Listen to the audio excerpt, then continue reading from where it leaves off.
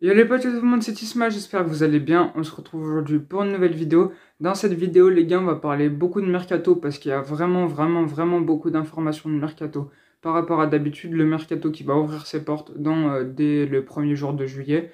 Et du coup, il y a quand même quelques officialisations, mais surtout une du côté des départs qu'on attend depuis longtemps. Je vous garde la surprise pour après. Et aussi, on va faire une nouvelle série qu'on va faire dans chaque épisode. La série va s'appeler Zoom. En gros, on va faire un zoom sur la carrière de joueur et sa vie, ou même d'un entraîneur sur son passé et sur ce qu'il est devenu grâce à Lyon. Et on va détailler sa vie simplement, et je vous laisse la surprise de qui ça va être aujourd'hui. Et merci à tous parce que la dernière vidéo a fait plus de 1000 vues, on a dépassé les 1000 vues. Toutes mes vidéos n'ont jamais fait 1000 vues. La première vidéo qui est sortie il y a un an, dites-vous qu'elle a fait 200 vues. Et là, celle qui est sortie il y a une semaine, elle a fait en 7 jours plus de 1000 vues. Merci les gars, je vous kiffe, vous êtes des BG. On est passé de quand même à 44 à 59 abonnés. Et merci à vous. Et voilà, je vous kiffe. Et allez, c'est parti pour la vidéo.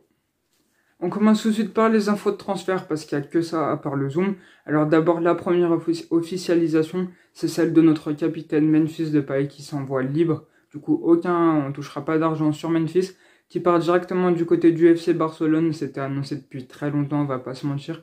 On le savait que ça allait arriver. Il rejoint donc ses coéquipiers Frenkie de Jong et son ancien ex-entraîneur Ronald Koeman. Les mouches, ça y est, ça commence. Ronald Koeman, ancien entraîneur des Pays-Bas, qui du coup est sur le banc du Barça depuis quelques saisons maintenant. Alors du coup, il va rejoindre ses anciens potes et il va quand même bien jouer du côté du FC Barcelone. C'est un grand club, il a rêvé d'y jouer depuis qu'il est enfant. Et du coup, son rêve se réalise. Il a fait de très bonnes saisons du côté de l'OL jusqu'à avoir le brassard de capitaine. Il a quand même fini meilleur passeur de la saison en Ligue 1 pour l'année dernière. Et c'est quand même un très bon capitaine qui restera du côté de l'Olympique Lyonnais et pour longtemps. Et du coup, voilà pour ça. Ensuite, la deuxième officialisation. On a déjà dit au revoir à Memphis. On va dire au revoir, mais pas pour longtemps, pour un an. D'un jeune de l'Olympique Lyonnais, Yaya Soumaré, ailier gauche de 20-21 ans. C'est officiel du coup, est parti du côté de Dijon en prêt de 1 an sans option d'achat. Du coup, il reviendra dans un an à l'Olympique Lyonnais, sauf s'il fixe sur un prix qui n'est pas fixé, du coup, comme il n'y a pas d'option d'achat. Il va gagner du temps de jeu du côté de Dijon et pourquoi pas le voir revenir en force du côté de l'Olympique Lyonnais avec du temps de jeu dans les pattes et de la progression surtout, parce qu'il pourrait être une grande pépite de l'Olympique Lyonnais. Il sort du centre de formation. Et c'est un vrai espoir de l'Olympique Lyonnais, mais pourquoi pas le voir encore meilleur sur les prochaines saisons. Et du coup, ce serait pas mal parce que franchement, moi j'ai envie qu'il ait du temps de jeu parce qu'à Lyon, il n'en aura pas beaucoup. Et qu'il revienne en force à l'OL et qu'il revienne fort surtout. Sachant que Peter Bosz sait faire jouer les jeunes s'ils le méritent, mais hors de leur zone de confort, faut le préciser, pour voir s'ils sont bons. Et du coup, voilà pour cette officialisation et les deux officialisations. Ensuite, on va partir sur les rumeurs de départ. D'abord, la première, c'est celle de Jean Lucas, qui va revenir du côté de Brest jusqu'à Lyon. Alors Lyon l'avait prêté à Brest, Jean Lucas qui est la source de conflit entre Rudy Garcia et Juninho.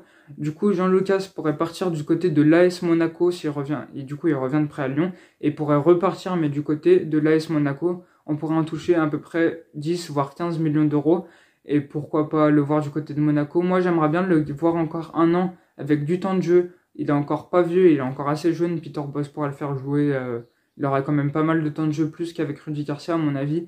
J'aimerais bien voir Thibaut parce qu'on n'a pas eu l'occasion de le voir vraiment. À Brest, j'ai pas vraiment regardé ce qu'il a fait, je sais pas ce qu'il a fait du tout même.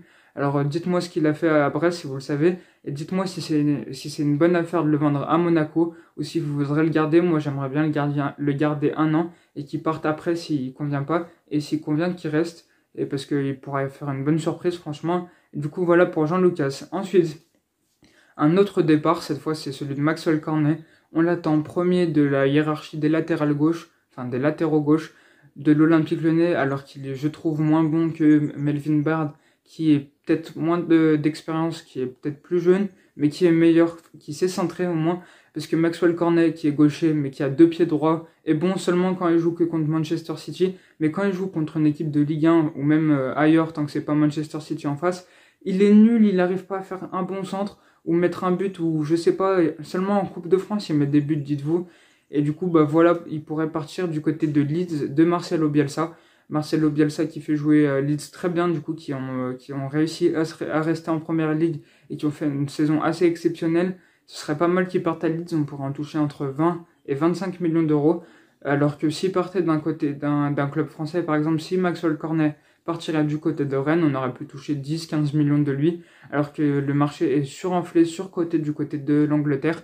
25, 20, 25 millions d'euros, je dis pas non, je cracherai vraiment pas dessus pour Maxwell Cornet. Et du coup, voilà pour cette offre. Moi, j'aimerais bien qu'il parte, et vous dites-le en commentaire.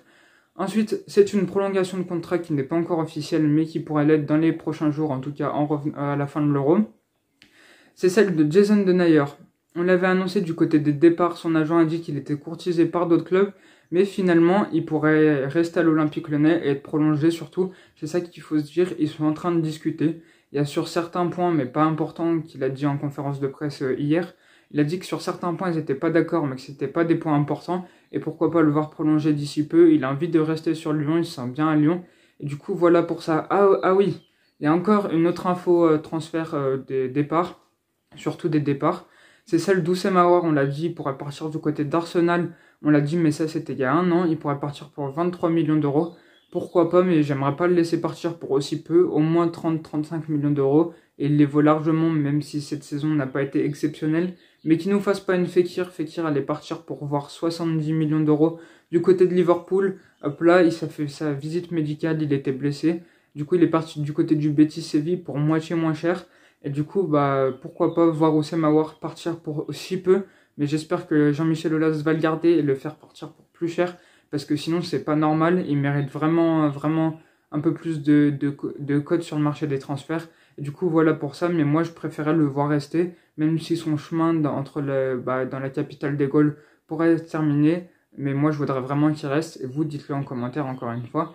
Et la dernière information, c'est un ancien capitaine de Lyon qui pourrait être rapatrié à Lyon. C'est Maxime Gonalon. Il était en froid avec Jean-Michel Aulas, mais ils ont enterré la hache de guerre. Il pourrait revenir à l'Olympique Lyonnais. Peter Bosz aimerait le voir jouer à Lyon. Pourquoi pas? C'est un joueur assez moyen, mais bon. Il a été capitaine de Lyon, il est bon, il a de l'expérience. Pourquoi pas le revoir en Ligue 1 et pourquoi pas le revoir à Lyon? Et du coup, voilà pour le marché des transferts. J'espère que vous avez kiffé le marché des transferts. On va partir tout de suite sur le Zoom. Allez, c'est parti tout de suite pour le Zoom. Aujourd'hui, dans le Zoom, on va faire Bruno Guimaraes. J'ai sorti la petite fiche. Pourtant, c'est pas un oral d'italien, mais ça y ressemble quand même un peu. Allez, c'est parti pour le Zoom de Bruno Guimaraes. Alors, Bruno Guimaraes, d'ailleurs, il est de nationalité brésilien, vous le savez, mais il est aussi de nationalité espagnole. Parce que, tout simplement, il est de nationalité espagnole. Il a 23 ans, il est né à Rio de Janeiro, du coup, au Brésil. Il a le numéro 39 dans son dos, ça c'est une petite anecdote. Il a le numéro 39 pour faire plaisir à son père en dédicace à lui. Parce que son père, qui était chauffeur de taxi au Brésil, avait le numéro de taxi numéro 39. Et du coup, c'est pour ça qu'il l'a dans le dos. Ensuite, il a joué son parcours professionnel. Il a joué à l'Osasco, au Dax de 2015 à 2017 au Brésil. Ensuite, il est allé à l'Atlético Paranaense de 2017 à 2020. Puis il est venu à l'Olympique Lyonnais. Alors, son palmarès, c'est simple. Il a gagné la Copa Sudamericana, donc la Ligue Europa d'Amérique du Sud. Et il a gagné la Coupe du Brésil. La Coupe du Brésil. Avec aussi de l'Atlético Paranaense. Ce qui lui fait un palmarès quand même pas mal pour un joueur de 23 ans, 2 trophées. Il a été quand même vice-champion de Coupe de la Ligue en France avec l'OL. Vice-champion du tournoi de préparation des JO de Tokyo avec le Brésil. D'ailleurs, il a été capitaine de la sélection des moins de 23 ans du Brésil. Il a fait ses premières sélections, du coup, il a fait un match avec la sélection des adultes du Brésil, des seniors, là où il y a Neymar et tout, et avec Lucas Paqueta d'ailleurs. Et du coup, voilà pour le petit zoom de Bruno Guimaraes. C'est pas long parce que la vidéo va être très longue sinon. Mais comme ça, vous savez un peu plus de son parcours professionnel, de sa nationalité, qu'il est en plus de brésilien, il est espagnol. Et vous en savez tout simplement un peu plus de lui. J'espère que ça vous aura aidé. Et j'espère que vous avez kiffé la vidéo, les gars. Si c'est le cas, n'hésitez pas à liker, à commenter et à vous abonner. Merci pour tout. Ciao, ciao.